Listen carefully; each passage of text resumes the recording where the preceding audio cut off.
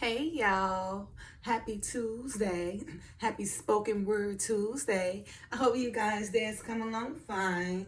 Anyway, you guys know on Tuesdays I like to bring the word, right? So earlier I read you guys First Corinthians, chapter 11, verse 29. KJV version, right? And I'm just speaking on, about what you guys eating or drinking, into your body, right? If you're not using discernment, right, to your body, then you're only drinking and eating damnation to yourself, right? Because as it is written in First Corinthians, chapter 11, verse 29, KJV version, for he that eateth and drinketh unworthily eateth and drinketh damnation to himself, not discerning the Lord's body. All right, so you guys, we have to be careful on what we eat and what we drink because everything is not clean to us. And you heard what I said last time in my video when the Father said that he will receive you if you touch not the unclean thing. So everything relates to one another. If you eating and drinking things unworthily to your body and you're not causing discernment, right? Then you bringing damnation to your body. So you have to be careful, right? And if you want the Lord to receive you, then you basically have to follow his laws and commandments. And one of them is not to touch the unclean thing, which relates or correlates to you eating or drinking anything, to your body by not using discernment, right? Which causes you to bring damnation to your body, right? Okay, right, so that short was from Corinthians chapter 11. I'm going to be reading out of 1 Corinthians chapter 11. So that short is in this chapter as well, okay? The header of 1 Corinthians chapter 11 says, advice about worship. So this lesson basically going to be giving you guys advice and everything about worship, drinking and eating, damage to your body, not touching the unclean things so the Father can receive you, actually, okay? So verse 1, again, the header is advice about worship. Chapter 11, verse 1. Be ye followers of me, even as I also am of Christ. So he's saying, be Christ-like, This is Paul talking to the Corinthians, of course. He's saying, be ye followers of me, even as I also am of Christ. So he's telling you that he's a follower of Christ. Somebody saying be Christ-like. That means just a follower of Christ.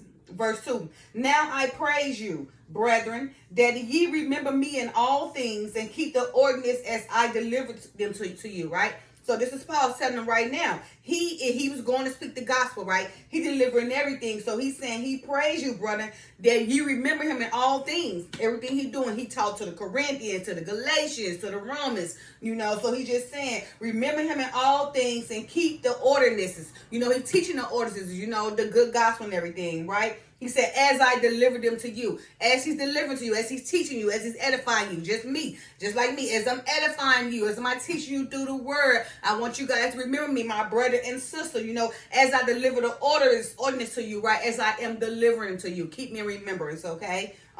Let's just remember me in all things. Just like Paul said, remember him in all things as he's delivering these ordinances to you because you're going to need them in due time. Verse 3.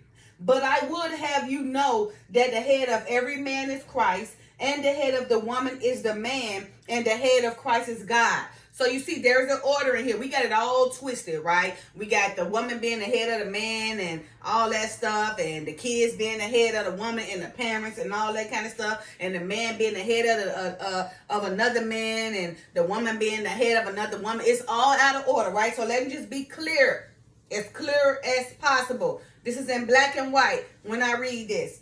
Chapter 11, verse 3 in 1 Corinthians. KJV version says, verse 4 says, 3, Verse 3 says, but I would have you know that the head of every man is Christ, okay? The head of every man is Christ, okay? Not the woman, not the child, not the game banger, not the boss, not your friend, not the community, not nothing, okay? The man holds the power, okay? And the only one who has more power over the man and the head is Christ, okay? And of course, God is the head over Christ, okay? So again, but I would have you know that the head of every man is Christ. Let's get that established. The head of every man is Christ. And the head of the woman is the man. Let's get that crystal clear. The head of the woman is the man, okay? The woman should be able to submit herself if she's a righteous woman. If she's not a righteous woman, she's not going to submit herself. She caught up in this worldly mindset. She's not going to commit herself, right? Therefore, she will never, ever be happy, content, or in comfort because she don't have her better head on her side to guide her, lead her, teach her, take care of her, okay? To be her security, okay? So no matter what she say, she will never, ever be satisfied. It's just like a woman being barren. So she can say that, oh, I don't want no man. You don't need no man. You a pick me girl. And, oh, y'all desperate for a man. Okay. Let's say this again. The head of the man is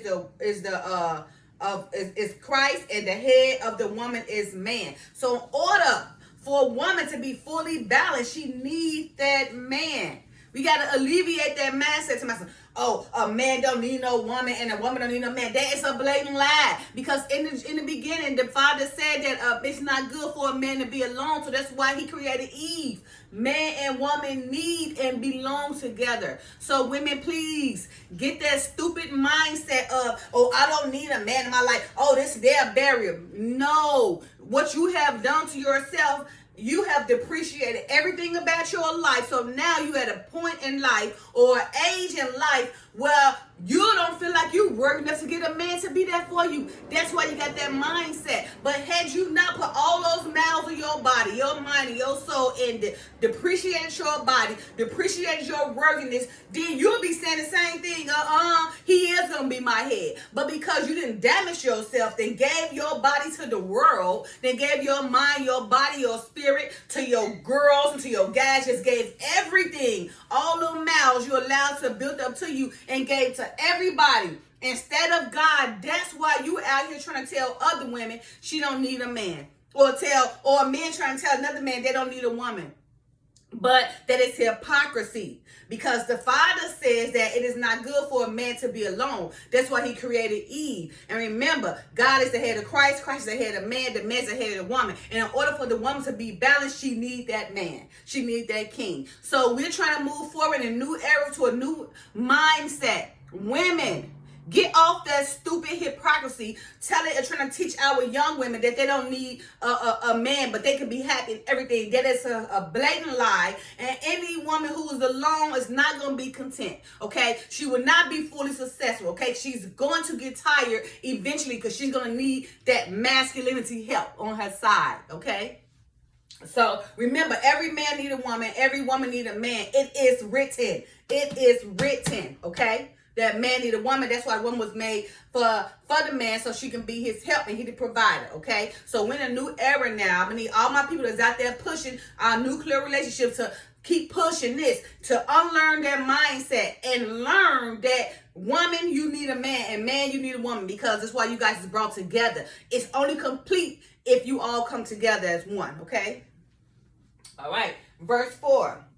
Every man praying or prophesying, having his head covered, dishonor his head. Okay, the man don't need a covering, only the wife or only the woman. Remember, the man is the covering for the woman, or he's the head. Okay, and Christ is the head of the man, and God is the head of Christ. So every man praying or prophesying, having his head covered, dishonor his head. So he don't have to put a cover on his head because he is the covering. Okay. He is the covering. He's the next lower level angel right underneath Christ, okay? So he don't need to cover his head. We need to cover our head, okay? And be submissive and be worthy to our husband. All right? Verse 5. But every woman that prayeth or prophesied with her head uncovered, dishonored her own head, for that is even all one as if she was shaven. So they said, if you don't honor the Father by putting a covering over your head, hey, you might well be shaven, right? It's the same thing, because you're dishonoring the Father. It's an honor, to prophesy and pray, cover your head, okay? It shows for respect for the Father. It shows reverence for the Father. It shows that you care. It shows that you Christ-like. It shows that you honor his laws and commands, right? And in return, he will reward you, okay, for honoring him.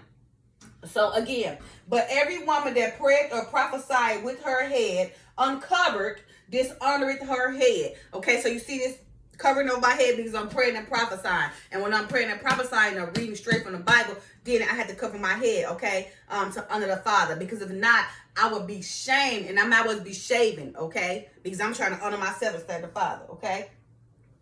Verse 6. For if the woman be not covered, let her also be shorn. But if it be a shame for a woman to be shorn or shaven, let her cover her head. So it's saying, if a woman is not covered, let her be shorn. But if she's shamed, because they're gonna shame her, The real true people, Christ-like people, will shame her if she don't cover her head and honor the Father, right?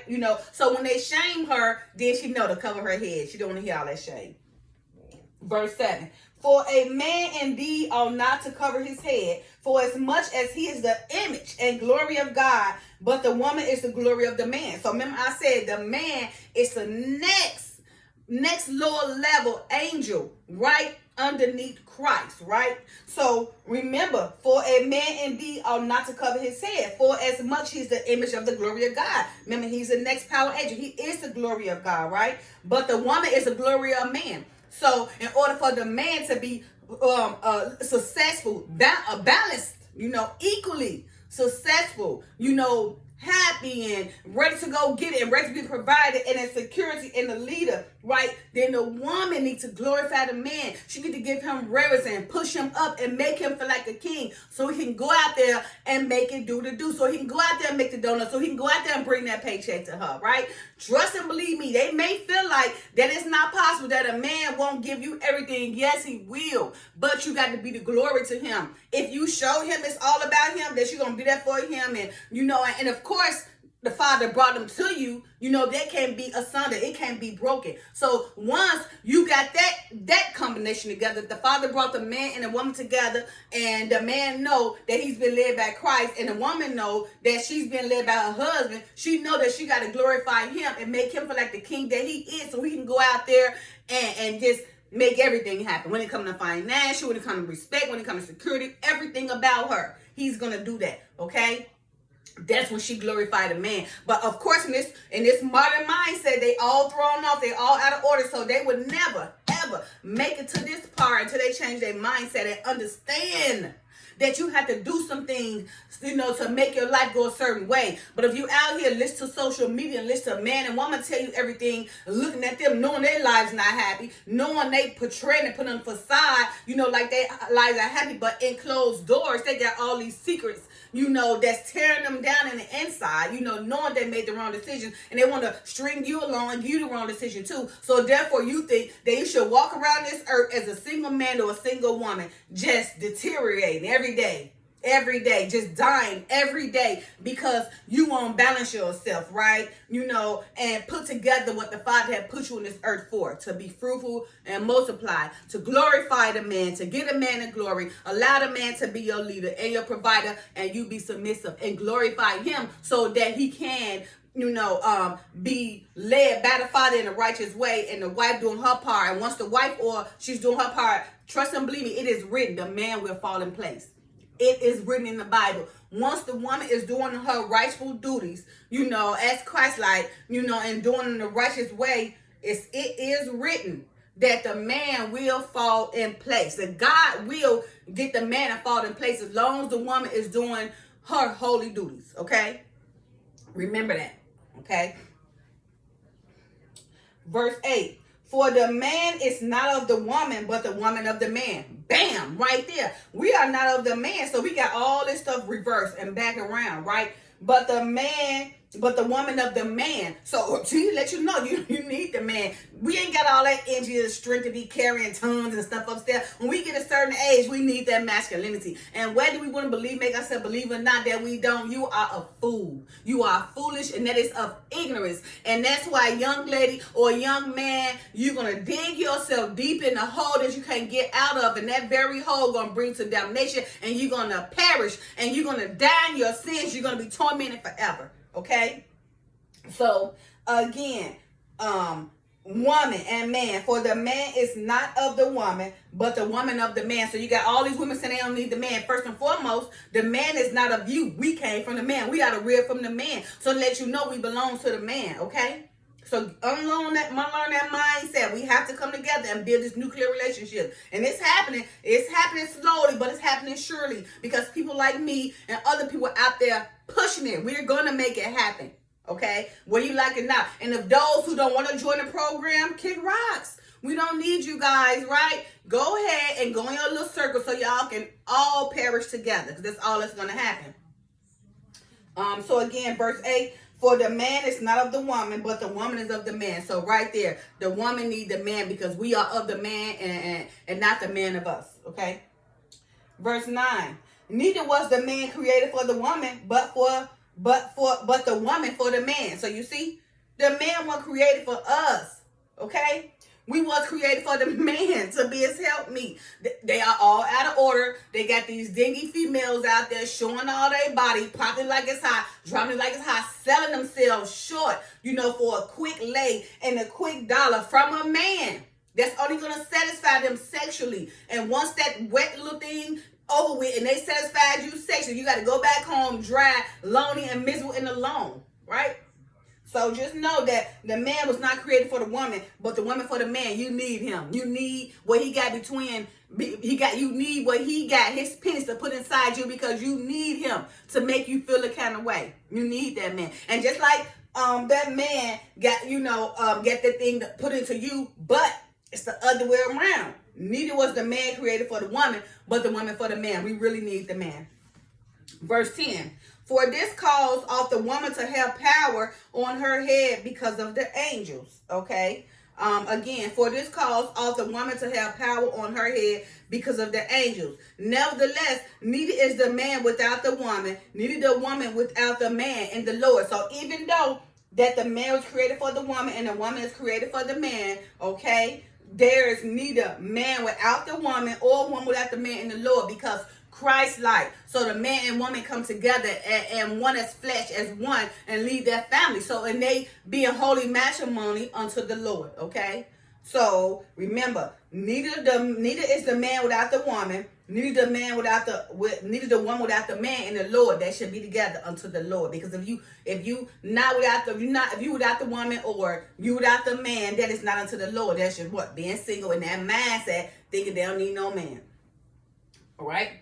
Verse 12, for as the woman is of the man, even so is the man also by the woman, by all things of God. So he's saying that the man should honor his wife and the wife should honor the man. They still equal, because she came from his rib, right? So she's his right hand, so that's what equal. He should honor her opinion and she should honor his opinion, right?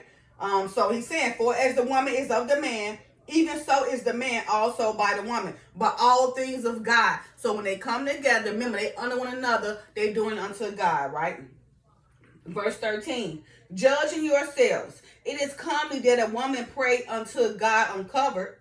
Is it comely? Judge in yourself. Is it comely that a woman pray unto God uncovered? It's not comely, right? God forbid that. He wants you to cover your head, right? Cover your head when your knees are prophesied, but your husband is your covering as well. So that's who's supposed to lead. So again, so when your husband says he's a pastor, a preacher righteously, then when he speak, you listen. But he still value your opinion, because at home you teaching him anyway. Verse 14, do it not even nature itself teach you that if a man have long hair is a shame unto him? Now we do know that Samson had long dreads. I mean, they weren't all old, but he had dreads. But Hannah, his mama, made a vow to the father that she would never cut his hair. So his hair was his power. But a man with all that long, pretty hair, it's a shame. It's a shame to the father, okay? He says, do it not even nature itself teach you. If a man have long hair, it is a shame unto him. So, man, don't be walking around all that long, prissy, sassy hair, okay? You're just attracting things that shouldn't be attracted to you, okay? You hear what the father say. Be decent. Get your hair cut. Something, in good appearance. Just make yourself in good appearance. But you don't have to be all sassy like a woman. That's doing too much. You're attracting unwanted attention that shouldn't be attracted to you. Okay.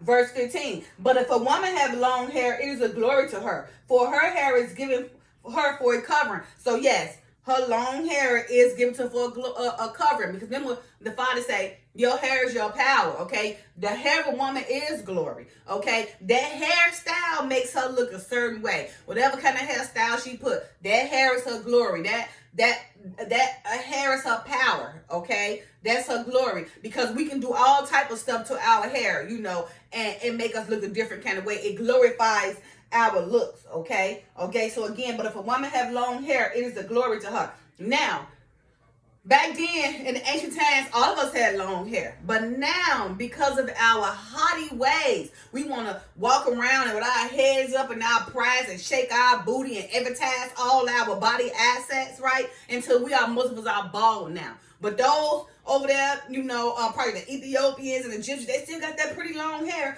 Like, I can go to an Ethiopian restaurant and that hair just like mine, right? But it's just curly and thick and real long. Because why? They stick to their commandments. You can see them Ethiopians to themselves, right? You see them Egyptians. You see these people with these black people with this long, pretty, coarse hair, right? But us over here in America, they got a lot of weaves, a lot of bald spots, Appalachia, all that stuff. Can't grow no hair, all the edges gone. You ain't got no more hair. But when you was younger, let's think about it. When you was younger, probably in grammar school, you had pretty hair. But then, of course, you got older, you permed it all out, or pressed it all out, or braided it all out. Being haughty, being prideful, trying to advertise your assets. Now you're bald head. Okay? And that's what the Father said, that, if you got long hair, it's a glory to you, right? But if you don't got long hair, you done damage it anyway. Because we all can grow hair, but it depends on what we do, to keep that glory of our hair. Our hairs, our beauty, our power, and our glory, But our hair and the length of our hair is determined by how we living. Remember that. Because remember, long hair is a glory to you, right? So if the Father allow you to have long hair, then it's a glory to you doing something right. But if you bald head and wearing all these weaves and your scalp all scalped out, trust and believe me, you doing something wrong in your life. And I learned that. Now my real hair so thick and nice. It's about right here now. And I'm going to get it to come all the way down because I'm going to do what I need to do. And it's so nice. It's just so soft now. My real hair, it's just so soft. Like braid, I got the, when I braid stuff, it slips. So I have to be careful. My hair used to never be like this. But it's now just nice, thick, and soft. And I'm going to grow it and grow it and grow it. Because why? I want that glory. Okay? And it's also a covering to me as well. Verse 16, but if any man seems to be contentious, we have no such custom, neither the churches of God. So, he said that if a man seems to be contentious, that's not from the Father. Remember, all good things come from the Father. So if he's contentious, it's not the customs of the churches. They don't want to do contention, right? Neither the churches of God. He don't deal with that. All right. Verse 17, this header changed, right? And it is called advice about the Lord's Supper. Okay. Verse 17. Now in this that I declare unto you, I praise you not that ye come together, not for the better, but for the worse. Okay, so he wants you guys to come together, for the better, not for the worse. But people come together for fights and game bangs and shooting and, just crazy stuff. Come together, everybody come together in unity for the better and not the worse, right? So let's say it again. Now in this that I declare unto you, I praise you not that ye come together, not for the better, but for the worse.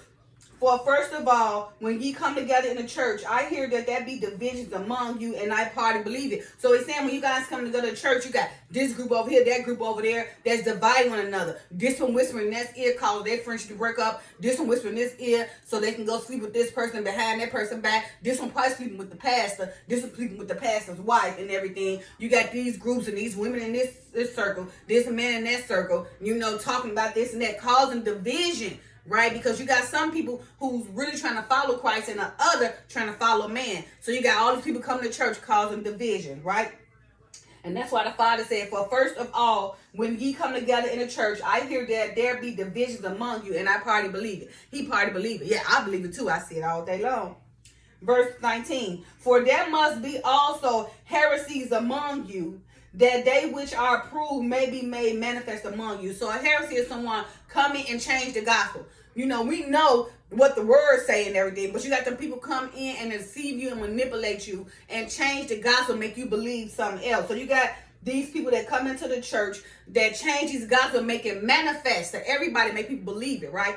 And change the whole gospel, the way it's supposed to be said, the way it's supposed to be lead you, which is heresy, right? So again, he says, verse 19, for there must be also heresies. Okay, there are many heresies that come in and change of everything among you, that they which are approved may be made manifest among you. So them heresies come in and make themselves manifest among you, come and teach you and take all the gospel, the good gospel that you didn't learn, and make you believe something else. That's a heresy. Okay, and they made it manifest among you because you following their lead now. Verse 20, when ye come together, therefore, into one place, this is not to eat the Lord's Supper. For in eating, everyone taketh before other his own supper, and one is hungry, and another is drunken. What have ye not houses to eat and to drink in it? Or despise ye the church of God, and shame them that have not? What should I say to you? Should I praise you in this? I praise you not. For I have received of the Lord that which also I delivered unto you, that the Lord Jesus, the same night in which he was betrayed, took bread. And when he had given thanks, he brake it and said, take, eat, this is my body, which is broken for you. This do in remembrance of me. After the same manner also he took the cup when he had supped, saying, this cup is the New Testament in my blood. This do ye as oft as ye drink it in remembrance of me. For as often as ye eat this bread and drink this cup, ye do shew the Lord death till he come.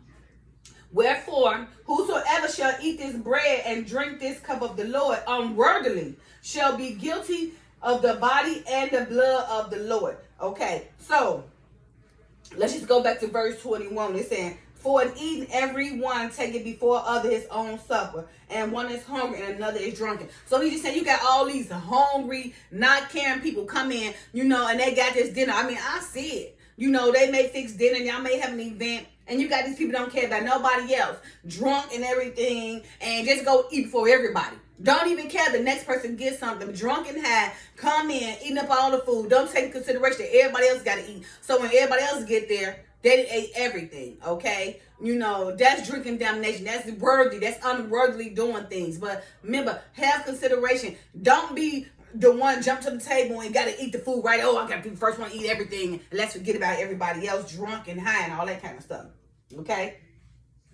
Again, and then he said, what have ye not house to eat and to drink in? He's going to shoot at your house, your own house, to drink and eat it. Why would you come to somebody else's house and be so disrespectful, have no manner and show no respect to people's house and eat like you never ate before and disregard the other people that got to eat? Because your habits are more important, because you feel like because you drunk and high, don't nobody else care. You got to feed this habit, right? Not taking in consideration. Everybody else probably prepared themselves to come to the event and want to eat too. But because you high and drunk and have no reverence, no respect for yourself or the people at the event, you don't even think that your actions, is annoying to others, where you stopping them from eating and feeding themselves because of you and those habits you develop, coming in, being greedy and drunk, taking over everything, eating all the food. It don't even matter how you eat, no respect, no manners or nothing. People looking at you like, what? Where's his parents? Who raised him or her? So that's what the Father said. You got a house or to eat and drink in, go to your own house and do that, where nobody cares, where your parent, probably don't care, let you do everything, spoil you rotten, didn't teach you no manners or no respect, so therefore you don't know how to behave in somewhere else. Okay. Verse 23, for I have received of the Lord that which also I delivered unto you, that the Lord Jesus, the same night in which he was betrayed, took bread, okay? And when he had given thanks, he brake it and said, take, eat this. This is my body, which is broken for you. This do remember. So he done all this, as he's betrayed, the same night,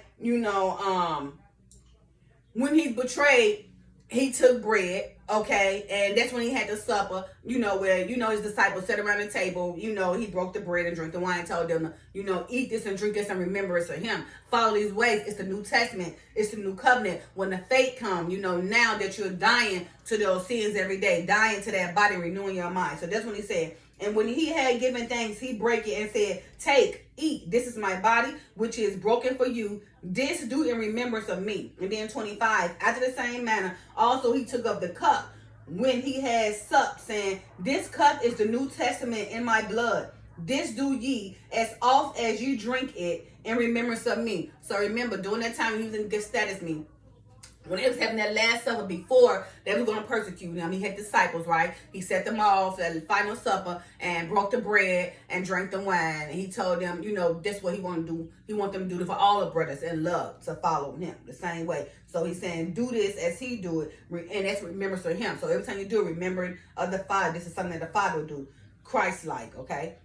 Verse 26, for as often as ye eat this bread and drink this cup, ye do shoot the Lord's death till he comes. So he's saying, if you follow him, drinking this drink and eating this bread until he come, ye do show the Lord's death till he come. He know you dying to your sins. He's dying to this body every time because you following his ways, okay? You following the new commandment, okay?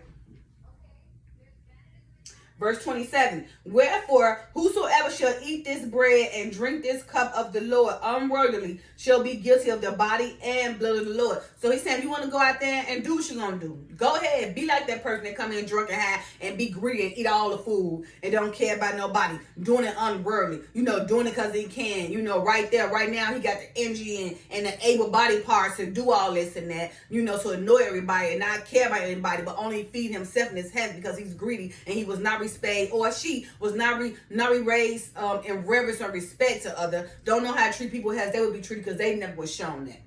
Okay, so that's what the Father said. Wherefore, whosoever shall eat this bread and drink this cup of the Lord unworthily shall be guilty of the body and blood of the Lord. So you want to go eat and drink unworthily, go ahead and feed yourself and body greedily, right?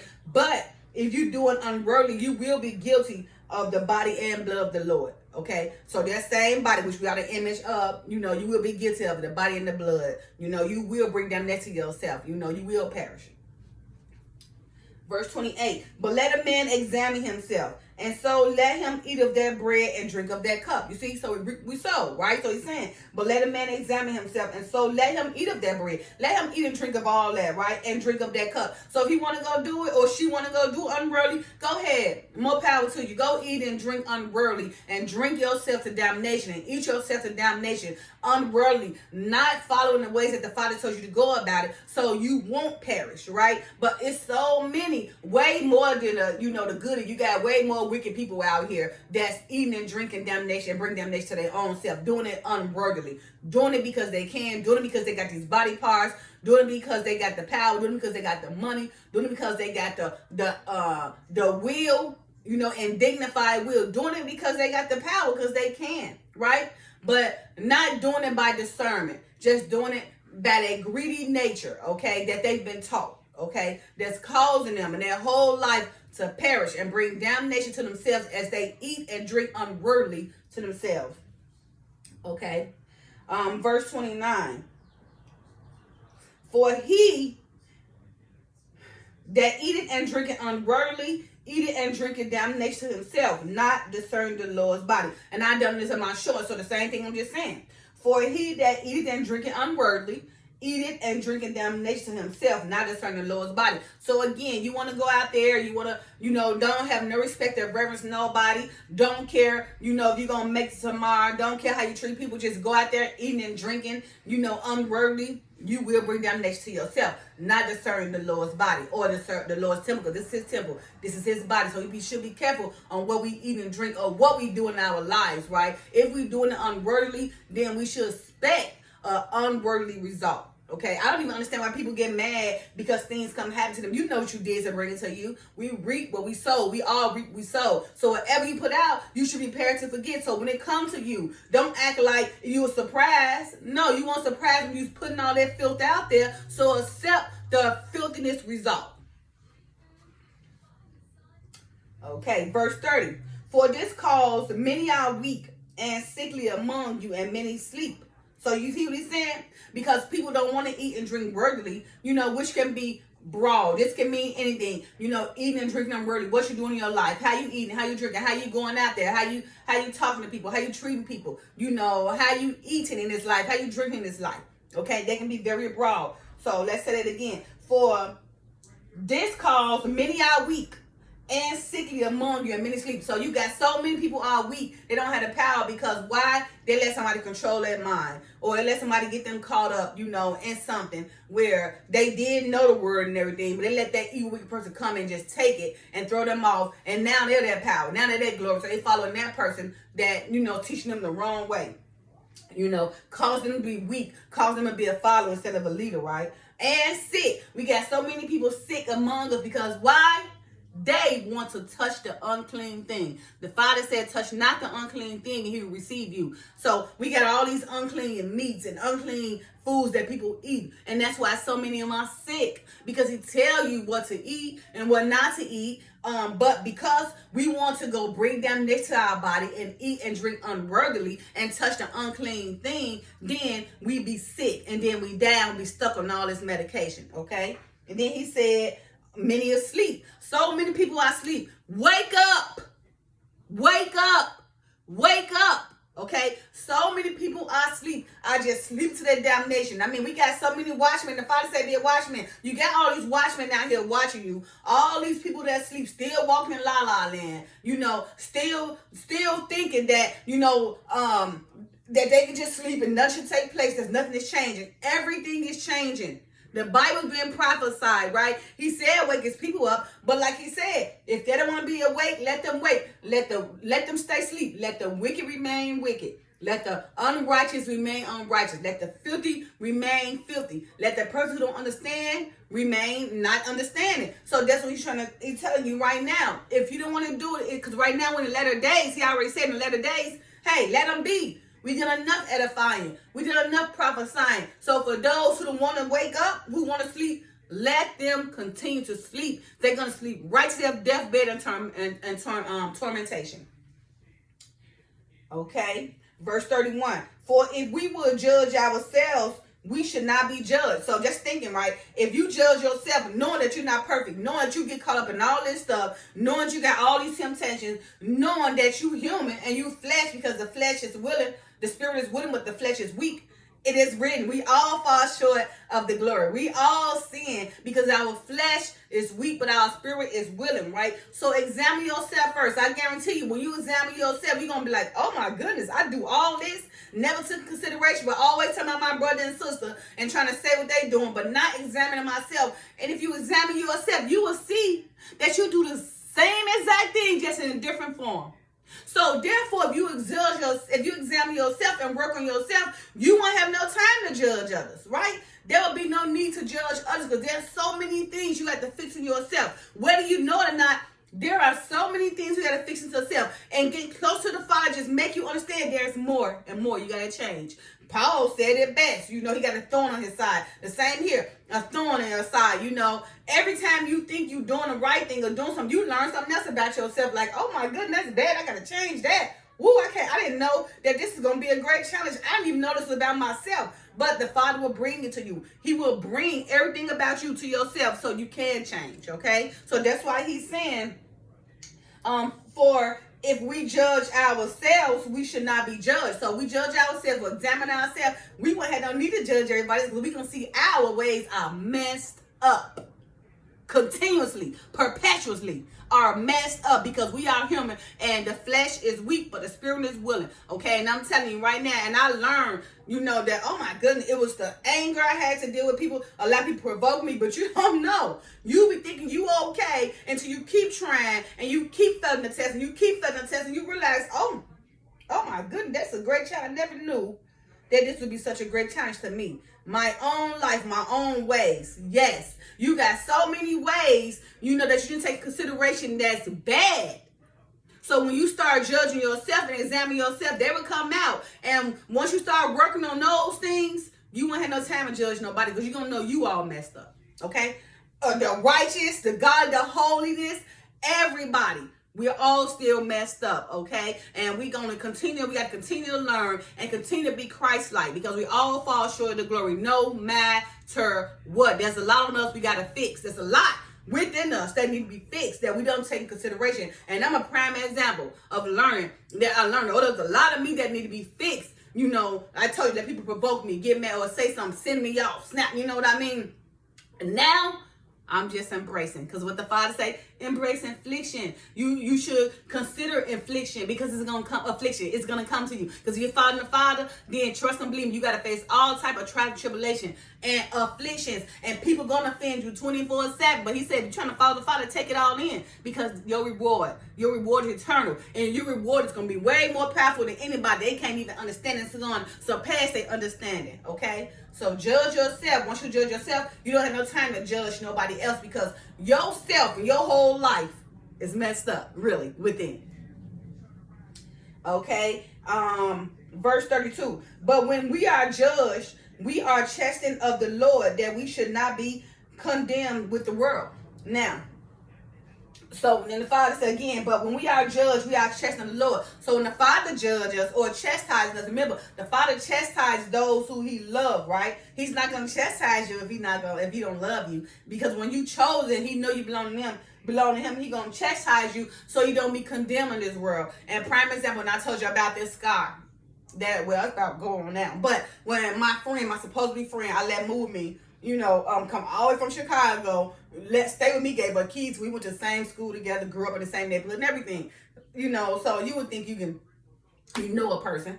Y'all went to the same high school, grew up in the same neighborhood, hang out with the same people, your friends, our cousins, everything. Y'all close. Y'all was close, right? But people get a certain age, so I let the girl come stay with me. And I'm trying to tell you, this was definitely a chastising, because I put myself in that predicament, and had I not brought that girl from Chicago to the neighbor, then they want to introduce one another. And what happened, because that was my doing, I built that foundation, and it was wrong. Of course, I didn't really have nothing to do. It was just that I was hanging out with a friend, okay, and my neighbor was gay, and my other friend, they got introduced to one another, okay. But I guess it was my doing, because they met through me. And the Father chastised me for that. Had I not brought that girl over there, that foundation would have been built. And because of that, a demon was formed, and she got hold to a spirit. It was so lustful, because I guess she fell in love with the female, or what the female can do for her. So, and she was so lustful, so she thought, again, that I liked the same very female that she introduced to me, which was my neighbor. And that spirit caused her to come and try to kill me. Ran up like a demon real fast and sliced me. And that was the way the Father was chastising me. That was my lesson. I was like, I'm sorry, Father. He chastised me, right? And even though it's all like gone away, but he still leave a little scar, so you can always remember.